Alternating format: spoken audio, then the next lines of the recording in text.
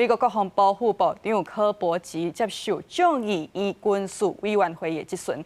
柯博基表示讲这个情报有显示，伊朗可能会伫咧一个月内摕到核武对美国发动攻击，所以美国大声动手，要灭因的野心，佮会当来威胁全球。 包括讲中国的威胁，不过有专家认为讲柯博基的讲法是欠证据，质疑美国拍伊朗的合法性。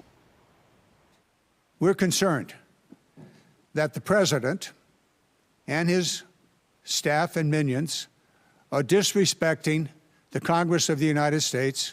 柯博基西五伫众议院听证会受到民主加共和两党议员严厉质询，质疑川普过去一再讲美国发动新的战争，证据是改变，对伊朗开战进程并无充分来通知国会，却是对能源这民营的企业来申报告，要求说明这个行动的目标、进展、透明度加长期的策略。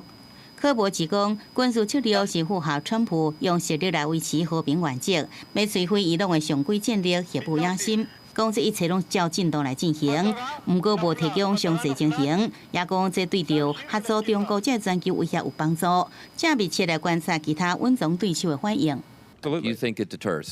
It contributes to deterrence. Yeah, I think that's fair. Okay, and yet for years you have argued that supporting Ukraine does not help deter China. So can you square that circle for us? What we're doing right now in Iran, if we were in a conflict with China, would we have the capacity to do both?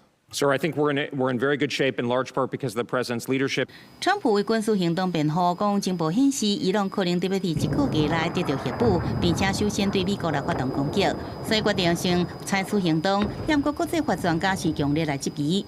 So the U.S. Israeli attacks are clearly illegal. There's really no doubt about it, and there's simply no evidence that Iran was imminently going to attack either country by nuclear weapons or otherwise. 伊朗面对美国甲以色列联手攻击，以原来对抗，并且甲战火扩大到周边的国家。BBC 分析指出，伊朗的战略目标毋是追求战场的胜利，而是确保政权的生存。